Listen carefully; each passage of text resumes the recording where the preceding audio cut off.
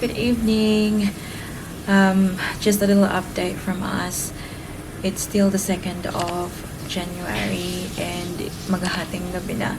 So, I just washed my hair and pinapadry ko lang siya bago ako matulog. And I thought na mag-vlog ako para mag-update sa inyo kung ano yung nangyari after yesterday. So, kung napanood nyo yung previous vlog natin about sa flight namin with Cebu Pacific, yun na nga, unfortunately, the flight has been canceled. Kita nyo kung gaano ako ka-dismaya. And it's very understandable. At sa nangyari, I don't think ako lang yung nadismaya. Lahat naman siguro ng pasahero disappointed sa nangyari. And it's no one's fault.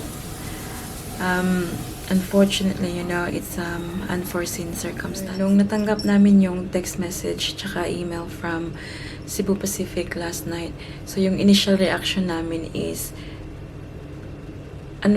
frustrated na naman kasi nakita namin na sa website nila na yung next flight is not until 8th of January, which means it's still like a week away. So we tried to contact them through Facebook Messenger tapos sa phone. Facebook Messenger, actually, they're pretty good. Even though mahaba yung linya, they're always there. But then the only downside is yung mga sinasabi nila o sinasagot nila sa Facebook Messenger, very basic. Yun bang parang copy-paste lamang. Minention namin sa kanila na yung nangyari nga. Kasi, obviously, yung mga tao sa Facebook Messenger baka nasa Pilipinas, diba? Wala dito sa Australia. And, minention namin na yun yung nangyari, na cancel yung flight namin earlier that day, na someone put us here sa accommodation na to, which we're very grateful kasi at least meron kaming natuluyan na hindi namin kailangang magbayad. Although hindi namin alam kung Cebu Pacific ba ang nagbayad nito or someone from the airport. Kasi nung tinatanong nga namin yung someone sa Facebook Messenger, sabi namin na Cebu Pacific is paying for our accommodation. Kapag nagstay kami dito for long, are you going to cover the accommodation for the whole week? Kasi if ever na i-take namin yung 8th of January na flight, and you know what, like they have zero idea about sa accommodation. Parang alam nila na it's something na hindi ginagawa ng Cebu Pacific. So that's why Daddy Mike and I thought na talaga yung someone like maybe Sydney Airport company, whatever, yung nag-send sa amin dito sa accommodation na to. And so we just said bye to that chat kasi wala kang makukuha talaga. Kapag nag-reply ka, still yung sinasabi nila na I haven't heard from you. And then again, sinasabi mo naman, this is what I said. And then sinasabi naman na I'm still learning or something like that. So we tried to call them, and you know what, yesterday parang I called them numerous times, and yung first twice na tawag ko, I had to end the call kasi ilang oras na wala pang sagot. But then last night, nag-usap kami ni Daddy Mike ng masinsinan nga. Nagplano kami kung ano yung gagawin namin talaga. We tried to call them. And parang habang nag-uusap kami ni Daddy Mike, hinihintay lang namin yung phone na parang waiting kami sa linya ba. So, thank God after, I'd say 3 hours. Kasi, na yun, mga 1:30 na yun ng umaga before nila nasagot. So, it's the same thing. Yung sinasabi nila is 3 options nga na you can rebook 30 days after the initial flight. Free yung rebooking. After that, you have to pay. The second option is you get like a travel fund, and the third is refund. So, the same thing yung sinabi ni Danny Mike. Si Danny Mike yung nakipag-usap sa operator. And then, yeah, the same thing, parang wala silang alam about sa accommodation. So, it just shows na kung maghintay man kami ng 8th of January, it means that we have to provide our own accommodation, or, you know, like we have to fly back to Brisbane and then come back. It's just very messy. So, yung last night nga, yung kay Daddy Mike is, ano na nga lang, i-cancel na lang namin yung flight, like yung vacation, yung holiday, and we'll rebook it later on sa school holidays ni Ate Paris. I started to actually accept that, guys, kasi sabi ko sa sarili ko, like, I don't think there's any other way na makakauwi kami ngayon, kasi we really have to come home before the 21st, kasi leave ni Daddy Mike very limited, tapos school ni Ate Paris. So if we go home sa 8, it means we're only staying there for 12 days. It's very short yung pagstay. And alam niyo yung feeling na naset na ba yung heart mo na uuwi ka, yung family mo naghihintay na. 4 of my family na sa Maynila na naghihintay sa amin. Very lucky kasi nabook na namin yung Airbnb. So sila yung nagstay doon ngayon. And yung plan kasi namin, guys, is sa Manila muna kami until the 4th of January. Kasi 1st of January darating kami, 2nd of January, which is today. Tapos sana ilalabas namin yung family, like just, you know, have fun outside, or have, you know, mag-tour sa Maynila, ganun. And then 3rd, may appointment ako with my dentist sa Taguig. And then 4th, yun yung biyahe namin pauwi ng Cagayan de Oro. So, yung nangyari, nandun sila sa Maynila, so sila muna yung nagstay doon sa Airbnb namin. So at least I'm happy na meron silang naistihan doon. Ngayon, nag-usap kami kagabi. Yung mama ko very sad. Umiyak yung mama ko. Umiyak silang lahat. Ako umiyak din. Kaya nagising ako kanang umaga with a very heavy heart. Kasi yun na nga, naset na yung isip mo, yung heart mo na uuwi ka, na makikita mo na yung family mo na I haven't seen for 4 years kasi nga sa pandemic hindi kami nakauwi. Very, yung hangup ba? Ano ba yung sa Tagalog, guys? Comment in the comment section below, guys. So, kaninang umaga pag-agising ko, maagang maaga. Kasi hindi rin naman talaga ako nakatulog. Parang lang ako. Naidlip lang ng konti after nung kinausap namin yung Cebu Pacific. So, pagagising ko kanang umaga, nagtingin-tingin ako online. Ewan ko kung anong pumasok sa isip ko. Nagtingin ako online and nakita ko yung flight ng Philippine Airlines na from 3rd of January. So, tiningnan ko, direct flight siya from Sydney to Manila, Manila to Sydney. And hindi namin yun nakita kagabi kasi nagtingin-tingin kami ni Daddy Mike kagabi. Yung lumabas na mga resulta was may mga layover. Alam niyo, from here to Manila, it's 25 hours kasi kailangan pang mag-stop sa Singapore or kailangan pang mag-stop sa Malaysia. And that's something that we want to avoid kasi, you know, kids, like, we just want direct flight para parang easy lang ba. And then, yun na nga, sabi ko na I don't think it's a good idea. Because ora-orada yung yung flight, it means na sobrang mahal ng ticket. So, parang binaliwala namin kagabi. But then this morning, nung nagtingin ako, still expensive, guys. But then, sabi ko sa sarili ko na we're here already. We flew here from Brisbane the day before the flight.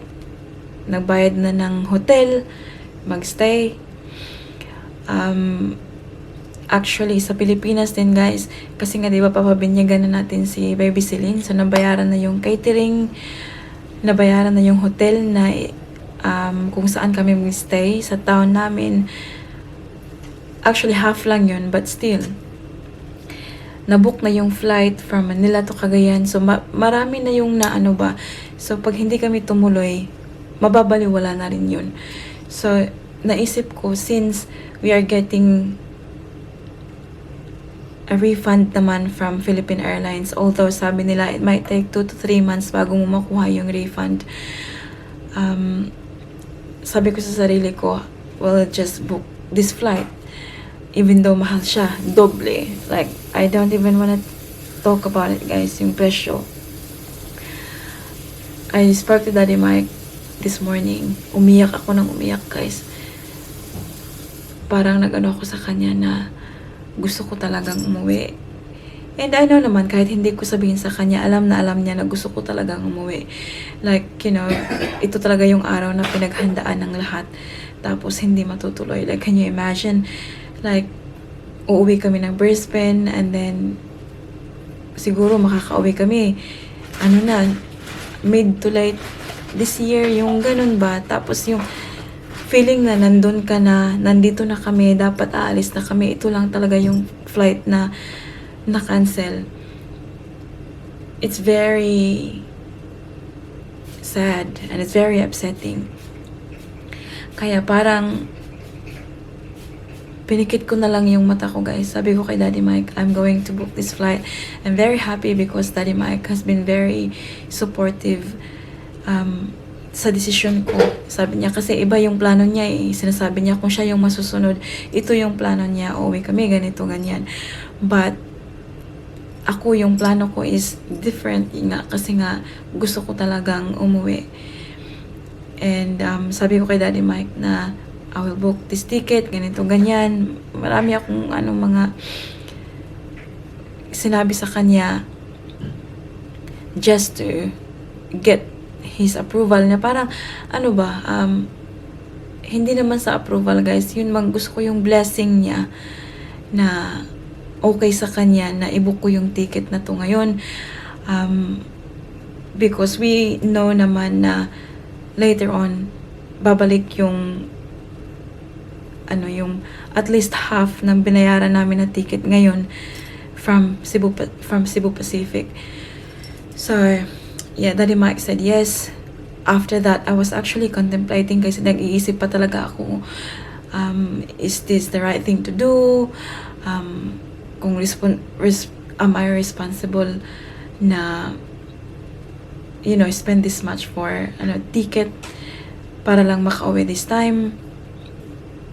So, marami pa. I weigh the situation, guys, na parang hindi naman sa diretso-diretso yung pag gawa ko ng desisyon at pagkausap ko kay Daddy Mike. So, yung ginawa ko, I went to Skyscanner, yung website kung saan mo makikita lahat ng flights na available. And then, nung tinry ko na i-book yun, it's from like a travel agent. And nung nilagay ko na lahat ng details and everything, nalabas na lahat ng total, nasa bank ko na yung pera na ibabayad sa flight, I submit. Tapos, bumalik yung screen. Sabi,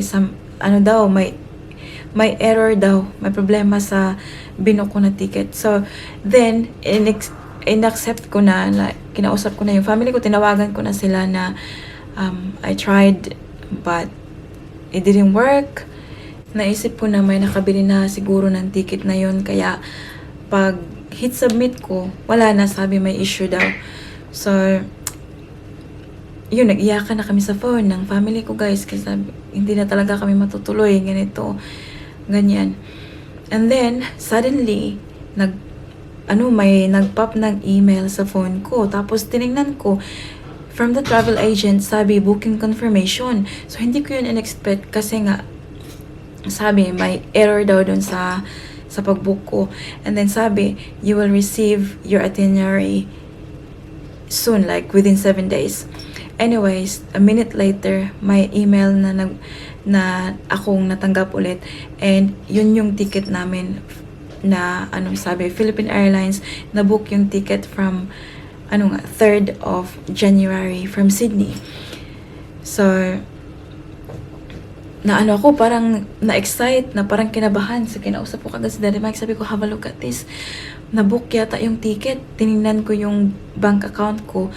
Kinuha nila yung money. So, it means, na-book talaga yung ticket. So, Daddy Mike said like, yeah, we just want to confirm kasi nangyari na daw sa kanya before na from travel agent. Parang na-doble yung kanilang pag-book ba, na wala na pala yung ticket pero na-book pa rin yung sa kanya. So, we called yung travel agent nga, and kinonfirm nila na confirm daw yung flight namin para bukas. So, I was very happy kasi yun yung ko na, yeah, we will pay this much para makauwi. And this is the last resort. Kung hindi mag-work, then wala kaming magagawa na, it's out of our control na. And then, sabi ni Daddy Mike, I'll go down kasi itong hotel namin ay hanggang today nga lang, sabi nila 11 a.m. yung check-out. So, Daddy Mike went down to ask if we can do like a light check-out para, we're still sorting things out. And, alam niyo ba, yung sabi nila sa pagkabalik ni Daddy Mike, well, it worked out well then for us kasi someone, I don't know, is Cebu Pacific, but yung pasok sa amin dito sa hotel, sabi nila na in-extend daw nila for extra 1 day. So, alam niyo yun, like, parang sabi ko, maybe this is a sign of universe na like, we can go home and, be with the family. Kasi, it means that in-extend nila for until tomorrow. It means na aalis kami dito, wala kaming babayaran until tomorrow kasi bukas na yung flight namin. So, for now,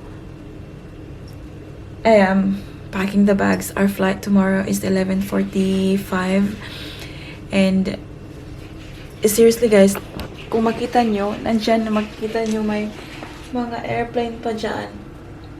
Nandito kami sa harapan talaga ng airport, yung hotel. So kanina palagi kong chine-check yung flight status. So, I think every day naman lumilipad yung Philippine Airlines from Sydney, the same time all the time, so 11:45. So today, chinek ko kung merong kung merong flight, kung lilipad ba yung eroplano today. Kasi nga 'di ba? Also, nakita ko sa news nga meron ngang technical issues sa Pilipinas. That's why in Manila, they also canceled a lot of flights yesterday. So, parang minonitor ko yung flight nila today, and nakita ko naman na medyo late lang. I think 1 hour late, but at least lumipad yung eroplano. So that gave me like a window of hope na bukas ay lilipad rin na wala ng problema sa Pilipinas at okay yung okay na aalis yung eroplano dito. So yeah, it's been a stressful start of the year, but on the other hand, we're just very happy and lucky that we're able to get the ticket for tomorrow, and fingers crossed. I really pray and hope na my flight bukas, yung flight bukas ay hindi ma-cancel. And actually guys, like parang na-trauma na ako, I'm trying to like picture the worst case scenario na if ever na bukas ma-cancel yung flight, ay like there's no other options na but just go home. But I'm hoping, I'm praying na matutuloy bukas guys para makasama ko na yung family ko. So if patuloy kami bukas, it just means na yung Airbnb, stay kami sa Airbnb for the night, and then alis kami na sobrang maaga kasi sobrang maaga yung flight namin for Cagayan de Oro the next day. So hindi na namin kailangan change yung flight or anything. I'm hoping na hindi maka-cancel yung flight namin from Manila to Cagayan de Oro. We'll see how everything goes. We'll just, we'll cross the bridge when we get there. But for now, the main thing is meron kaming ticket for tomorrow. So, after this, ano ko na yung mga bags. And yeah, we'll wake up early tomorrow and we'll get ready.